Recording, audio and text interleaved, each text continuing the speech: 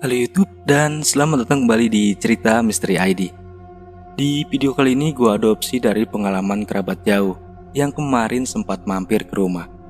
Sebuah cerita ketika dia masih menjadi mahasiswa di salah satu kampus besar di kota Jawa Tengah. Karena jauh dari kampung halaman, mengharuskannya menyewa sebuah rumah yang ternyata rumah itu bukanlah rumah biasa. Niat awalnya mau berhemat, malah menjadi teror mencekam selama berhari-hari. Kira-kira ada misteri apa di balik rumah tersebut? Dan cerita misteri pun dimulai.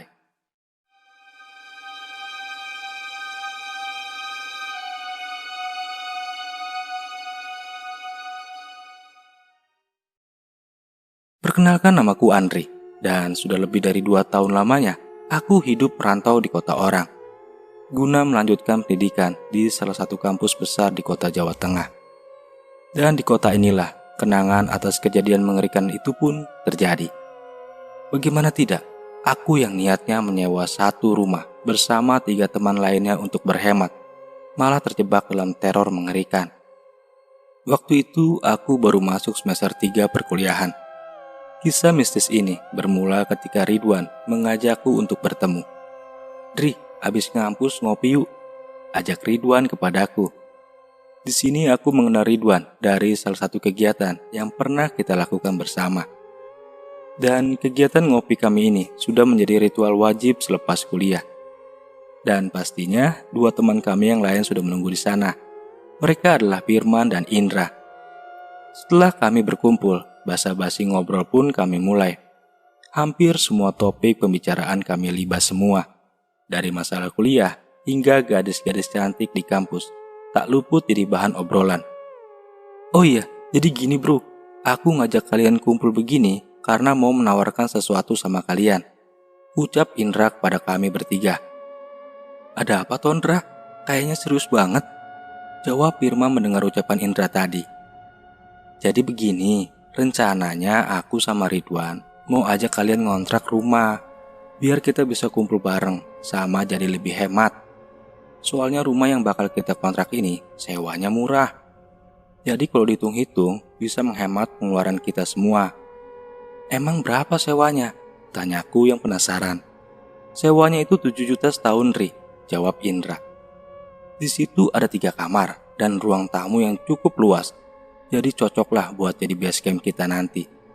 Dan satu lagi, jaraknya itu gak jauh-jauh amat dari kampus kita," terang Indra yang begitu antusias.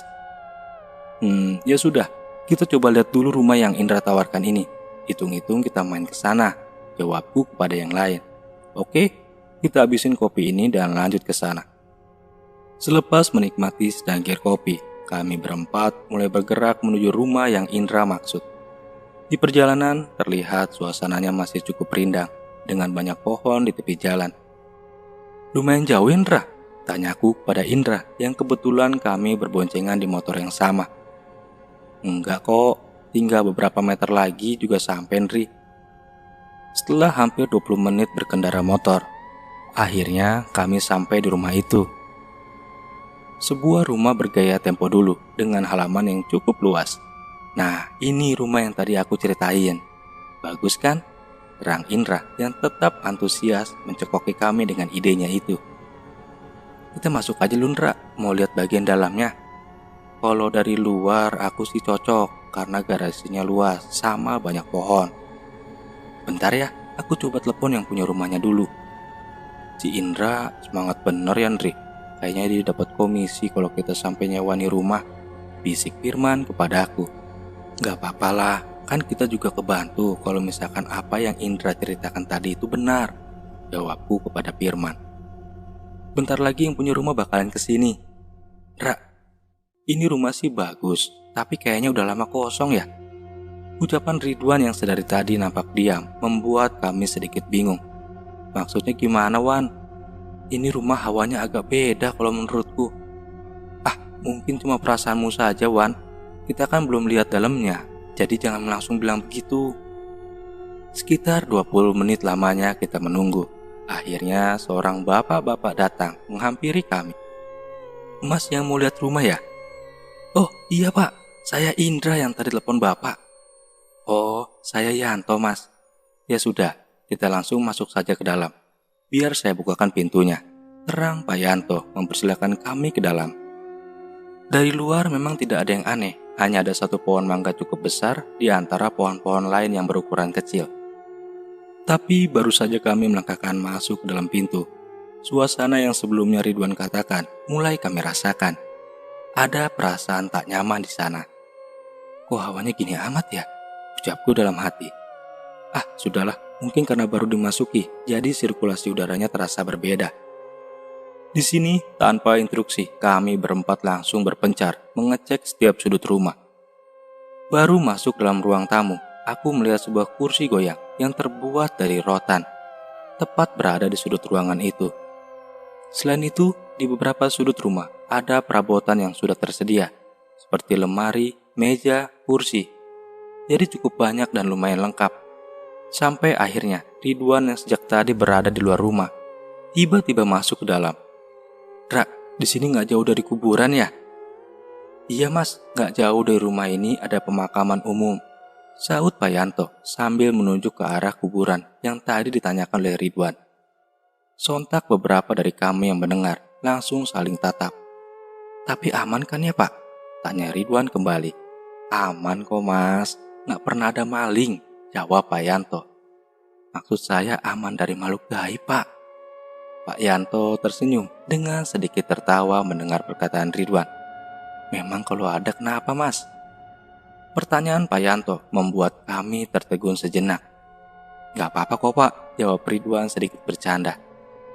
Setelah berputar-putar melihat isi rumah, mataku tertahan dengan sebuah bingkai foto sepasang orang tua dengan gaya zaman dulu.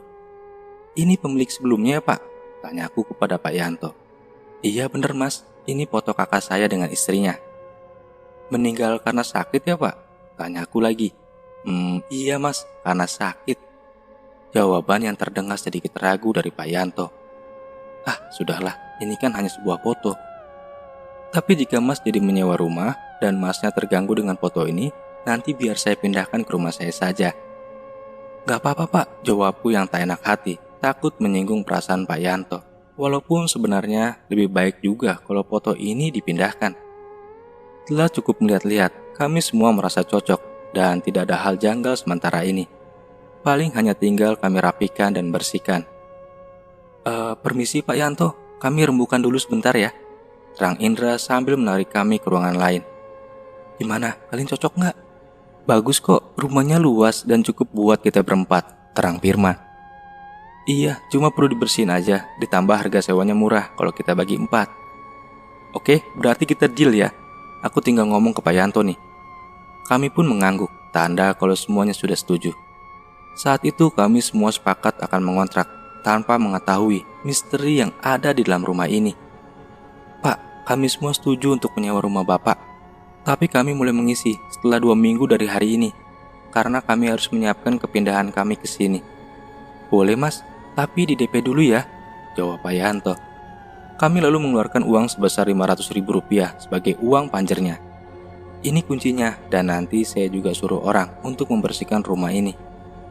Setelah semuanya dirasa selesai, kami berempat izin undur diri kembali ke rumah kos masing-masing. Setelah 2 minggu berlalu, akhirnya kami mulai menempati rumah itu. Di sini kami mulai membagi penghuni kamar. Aku kebetulan sekamar dengan Ridwan dan Indra bersama dengan Firman. Satu kamar yang tersisa kami jadikan tempat sholat agar tidak kosong. Hari demi hari pun berlalu, semua terasa seru karena kini kami hidup dalam satu atap yang sama. Jadi suka duka kami tanggung bersama. Tapi kegembiraan ini ternyata tidak berlangsung lama. Setelah 30 hari kami tinggal di rumah ini, keanehan mulai terjadi di mana Firman waktu itu harus pulang lebih awal sendirian. Dia melihat pintu rumah sudah terbuka lebar. Awalnya Firman kira ada salah satu dari kami yang pulang lebih dulu. Dia pun lantas memanggil nama kami bertiga sambil bergerak masuk dalam. Tapi di dalam dia tidak menemukan siapapun. Firman takut ini adalah ulah maling karena dia yakin tadi pagi pintu rumah sudah terkunci. Setelah coba mengecek ke beberapa ruangan, Firman terdiam karena menemukan jejak kaki dengan ukuran yang tak biasa. Jejak itu penuh lumpur dan ukurannya sangat besar untuk ukuran kaki manusia. Ini bekas siapa ya? Firman yang mulai kebingungan. Melihat jejak kaki itu yang penuh dengan tanah, seperti tanah yang biasa di kuburan. Firman yang penasaran coba mengikuti jejak kaki itu, yang ternyata mengarah ke arah loteng rumah dan berakhir di sana. Saat semuanya kembali ke rumah, Firman pun menceritakan apa yang tadi dia temukan. Ia menanyakan apa ada barang yang hilang, takut jika ini ulah maling. Tapi setelah dicek kembali, tidak ada satupun barang yang hilang. Pasca kejadian itu, malamnya ketika kami sudah di dalam kamar masing-masing, aku yang coba memejamkan mata mulai mendengar suara langkah kaki dari atap rumah.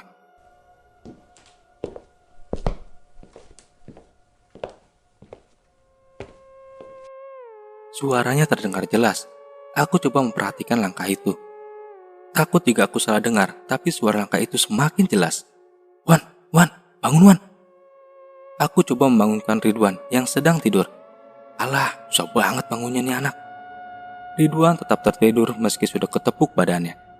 Aku yang takut itu adalah maling, coba menuju ke ruang tengah, yang ternyata Indra dan Firman sudah berada di sana. Apa sih itu? Tanyaku kepada mereka berdua. Indra dan Firman hanya menggelengkan kepala. Kita cek yuk, takutnya itu maling. Kami bertiga sebenarnya takut, tapi kami lebih takut jika itu adalah maling. Mau tidak mau kami bertiga coba keluar. Ketika di luar, kami coba mencari sumber suara. Kami yang hanya membawa satu HP coba menyenter setiap sudut rumah. Anehnya, tidak ada siapapun di sana. Firman secara tiba-tiba masuk dalam rumah. Aku dan Indra mengikutinya di belakang. Sampai di dalam, suara itu kembali terdengar. Tapi kali ini kami langsung keluar ketika mendengarnya. Dan kembali tidak ada siapapun di sana. Rasa cemas dan takut semakin muncul, menyelimuti perasaan dan pikiran kami. Wah, gak beres ini, ucapku ketika kami bertiga kembali ke dalam. Sampai kurang lebih 30 menit, suara itu kembali dan makin meneror kami. Lebih baik kita tidur aja yuk, ajakku kepada Firman dan Indra. Kita kembali ke kamar dengan terus membaca doa yang kami bisa. Di keesokan harinya, kami bertiga sengaja tidak menceritakan kejadian semalam kepada Ridwan. Takut malah menambah runyam suasana. Seminggu setelah kejadian itu, sekitar jam 11 malam, hujan turun dengan deras. Untungnya kami berempat sudah tiba di rumah. Saat tengah asik mengobrol, tiba-tiba suara petir menyambar diikuti listrik yang padam. Sontak, kami keluar ruangan untuk mencari tahu asal sumber suara. Takut jika ada yang tersambar. Dan benar saja, trafo di depan rumah tersambar petir, hingga membuat listrik di rumah mati. Sadar malam ini akan kami lalui dengan kondisi gelap, kami berempat sepakat untuk tidur dalam satu kamar, ditemani oleh nyalanya lilin. Suasana yang gelap makin membuat kami ketakutan, ditambah suara angin dan petir yang saling bersautan. Di sini tercium bau anyir yang mendekat. Bau anyir dari mana ini? Tanya Firman. Shh. Indra memberi kode kepada kami semua agar diam sejenak. Sepertinya dia paham dengan bau anyir yang tiba-tiba saja tercium. Tak lama terdengar suara ketukan pintu dari depan rumah. Ada yang datang, ucapku. Jangan dibukain, kita di sini aja, jawab Indra. Mana ada orang bertamu di tengah malam begini? Hujan gede lagi, terang Indra. Suara ketukan rumah terus terdengar di telinga kami semua. Tapi suara yang awalnya pelan dan santai, kini berubah kencang dan makin cepat. Bahkan sesekali terdengar suara dobrakan-dobrakan kencang. Di antara lilin menyala, aku melihat wajah satu persatu dari temanku yang mulai ketakutan. Untung pintu rumah sudah dikunci, ucap Indra memecah keheningan. Kami semua hanya diam, membiarkan suara itu karena takut. Hingga suara mengerikan itu pun hilang, diikuti hujan yang mulai reda. Seakan hujan malam ini menjadi pertanda akan hal mengerikan yang akan kami rasakan. Awalnya kami mulai mengobrol untuk mencairkan keadaan. Ketika lagi asik ngobrol, suara aneh datang kembali dan kini berasal dari tembok luar rumah. Kami dengar suara itu seperti suara kuku yang sedang digaruk-garuk ke tembok. Dra, suara apa itu? Tanyaku kepada Indra. Kuku, itu suara kuku. Ada yang menggaruk di luar, jawab Indra ragu. Kulihat Firman berdiri dan menempelkan telinganya tepat ke tembok. "Apa itu kucing?" tanyaku lagi. Firman masih menempelkan telinganya untuk makin memperjelas. "Kalau kucing gak mungkin sekeras dan sejelas ini.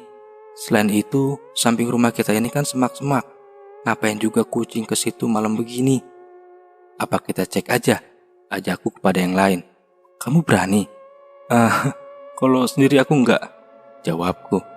"Ya udah, diam aja, ntar juga hilang." Tapi kali ini bukan hanya suara kuku yang terdengar. Suara raman seperti suara hewan buas. Kami yang tadinya mulai tenang kembali menjadi ketakutan. "Gimana ini?" tanya Firman. "Ayo kita cek sekarang." Tanpa pikir panjang, kami berempat langsung keluar. Saat di luar, Firman terlihat memejamkan mata dan terus beristighfar tanpa henti. Ternyata sosok yang tadi menggaruk tembok adalah sosok manusia, tapi kepala dan tangannya tidak seperti manusia normal. Kami berempat seakan tidak percaya dengan apa yang kami lihat. Tangan hewan itu terus mencakar tembok, kukunya seperti anjing, begitu pula dengan kepalanya. "Apaan itu?" tanya Indra sembari mengacungkan jari, yang langsung dibekap Firman dari belakang. "Kita masuk aja." Tanpa aba-aba, kita bergegas masuk ke dalam. Aneh memang, kepalanya seperti anjing, tapi berbadan manusia. Kami pun rapatkan pintu dan menguncinya, lalu menuju kamar depan. "Udah gak beres ini. Dra, emang lu gak cek dulu rumah ini?" tanya Firman yang ketakutan. Indra hanya menggelengkan kepala, bahwa dia sendiri tidak tahu sejarah rumah ini. "Ya sudah, kita di kamar aja sampai pagi." Kondisi malam makin larut. Kami berharap azan subuh kali ini bisa lebih cepat. Tapi teror yang kami dapatkan malah semakin parah. Firman yang sedang tidur mulai kejang, seakan dicekik oleh sesuatu. Aku yang memang tidak tidur terkejut melihatnya. Man, lu kenapa? Woi, bangun man." Serempak kami semua mulai mendekat ke arah Firman yang seperti sedang mencekik lehernya sendiri. Kami tarik sekuat tenaga lengan Firman itu, tapi kekuatan kami berempat seakan tidak mampu menariknya. "Ya Allah, tolong bantu kami," doaku dalam hati meminta perlindungan dari Yang Maha Kuasa. "Ayo kita coba lagi," seru Indra memerintah kami semua. Dengan sekuat tenaga, kami tarik tubuh Firman bersama lengannya sekaligus. Dan syukurnya, cengkeraman itu pun lepas, memberi angin segar untuk Firman bernapas. "Udah, kita keluar sekarang, udah gila ini." Indra berdiri sambil menarik kami untuk keluar. Belum juga Indra berjalan keluar, tiba-tiba dia berbicara sendiri. "Siapa kalian? Kalian ini siapa?" Pertanyaan Indra itu membuat kami bingung. "Lu ngomong sama siapa, Indra?" "Jangan begitu, woi," teriak Ridwan yang dari tadi tak banyak bicara. "Coba usap wajahnya, terus bacakan doa," mintaku kepada Ridwan. Setelah diucap, Indra malah tidak bisa bicara sama sekali. Matanya terus melotot ke arah luar kamar yang hanya ada kegelapan di sana. "Astagfirullah," ucapku. Nampak ruangan tengah kini ramai dengan makhluk yang aneh dan menyeramkan. Jadi ini yang membuat Indra tidak bisa bicara. Sosok itu mungkin ada 7 bahkan lebih. Bentuknya aneh, persis seperti hewan yang tadi mencakar tembok di luar. Ada juga yang badannya tidak utuh. Darah segar terlihat masih mengalir dari tubuh mereka. Aneh, siapa mereka dan apa maksud mereka meneror kami? "Siapa kalian?" Tiba-tiba Firman mengeluarkan pertanyaan dengan suara yang berbeda. "Kami penghuni baru," jawab spontan Indra. Sosok di tubuh Firman hanya tertawa mendengar jawaban Indra. Kami semua bingung harus apa. Di satu sisi, makhluk di depan kami mulai bermunculan lebih banyak, dengan mata merah darah dan taring yang panjang. Di sisi lain, Firman malah kesurupan. "Gimana ini?"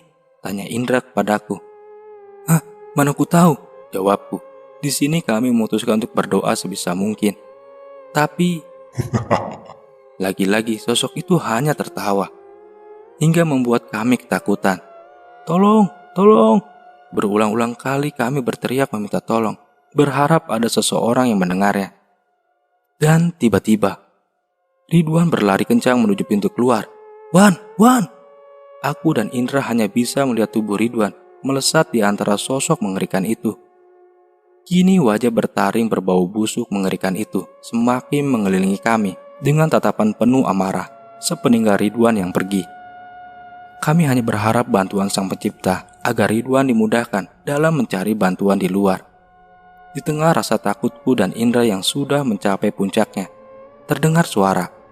"Pak, itu Pak, teman-teman saya Pak." Terdengar teriakan Firman di depan rumah, membawa beberapa warga yang hendak menolong kami. "Astagfirullah," teriak salah satu bapak yang datang. Tampak salah satu di antara mereka ada yang mengenakan peci dan baju koko. "Jangan mendekat dulu," ujar bapak itu. Beliau coba membantu kami yang terbelenggu oleh makhluk gaib. Hingga akhirnya makhluk itu mulai menguap bak asap. "Bapak-bapak, tolong dibantu." Melihat itu aku dan Indra hanya bisa memapah tubuh Firman yang kini lemas. "Cepat bawa mereka keluar dari sini." Kami berempat mulai dibawa ke pos jaga. Di sana kami diminta minum untuk menenangkan diri. Sementara bapak yang tadi membantu kami tetap merapalkan doa tanpa henti. "Dek, kalian malam ini tidur di rumah saya. Nanti kita jalan kalau kalian sudah enakan," ajak bapak itu kepada kami. "Baik Pak," jawab Indra. "Maaf, dengan bapak siapa ini? Nama saya Indra." Saya Rahmat, Dek." "Oh iya, besok tolong Pak Yanto diberitahu untuk rumah saya," ucap Pak Rahmat kepada warga. Singkat cerita, kami berempat akhirnya tiba di rumah Pak Rahmat. Di sana kami diminta istirahat setelah sebelumnya ditanya tentang riwayat rumah yang kami sewa itu. Sementara kami hanya menggelengkan kepala, tanda ketidaktahuan tentang sejarah rumah itu. Keesokan harinya, kami dibangunkan oleh Pak Rahmat karena Pak Yanto sudah datang. Beliau ditemani oleh Ketua RT. "Pak, apa Bapak tidak menceritakan tentang rumah itu kepada mereka?" tanya Pak RT kepada Pak Yanto. Belum Pak," jawab Pak Yanto gugup. "Kalian sendiri sudah tahu sejarah rumah itu?" tanya Pak RT kepada kami. "Tidak Pak," Indra menjawab. "Memang ada apa sebenarnya Pak?" tanya Indra kembali. "Jujur, beberapa hari ini kami diteror Pak, tapi malam tadi yang paling parah." "Pak Yanto mau yang menjelaskan atau saya?" tanya Pak RT. "Bapak saja," jawab Pak Yanto sambil tertunduk malu. "Jadi begini Dek, rumah yang Ade sewa itu dulunya milik Pak Sugeng, kakak kandung dari Pak Yanto. Pak Sugeng hidup di rumah itu bersama dengan keluarganya. Singkat cerita, Pak Sugeng melakukan pesugihan, yang mana beliau memuja iblis dari suatu tempat, hingga akhirnya menumbalkan anak dan istrinya sendiri. Sampai suatu ketika, Pak Sugeng tidak dapat menumbalkan siapapun, dan gantinya, beliaulah yang menjadi tumbal terakhir dari ritual pesugihan yang dia lakukan. Dan foto beliau bersama keluarga tepat terpajang di ruang tamu rumah itu. Sekarang apa Ade mau tinggal di rumah itu lagi?" Tanpa pikir panjang, kami menjawab tidak. "Baiklah, Bapak paham dengan kalian. Jadi Pak Yanto, kami mohon dengan sangat agar dapat mengembalikan uang sewa mereka," terang Pak RT kepada semua orang. "Iya Pak, saya meminta maaf kepada kalian semua. Saya pikir makhluk itu tidak akan mengganggu. Sekali lagi maafkan Bapak." Setelah pertemuan itu, kami pun diantar Pak Yanto dan beberapa warga untuk berkemas dan memutuskan pergi hari itu juga. Entah apa yang terjadi dengan rumah bekas pesugihan itu setelah kejadian yang kami alami, tapi kami bersyukur dapat selamat. Dan cerita misteri pun selesai. Terima kasih.